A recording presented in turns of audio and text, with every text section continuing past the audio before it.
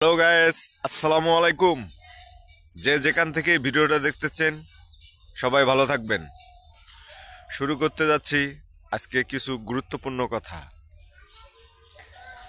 উত্তরাঞ্চলে মোটামুটি শীত যে কতটুকু জেগে বসেছে তা আপনাদেরকে একটু দৃশ্য দেখাবো।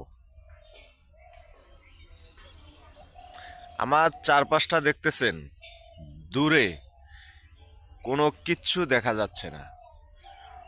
মূলত সম্ভবত 100 ফিট সামনেই কিছু দেখা যাচ্ছে না। দেখুন, সকাল 8টা বাজে,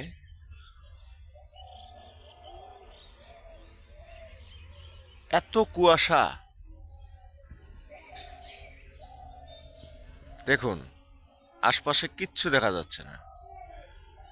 মানে সামনে যদি কেউ একজন থাকে তাকে চিনার উপায় নাই।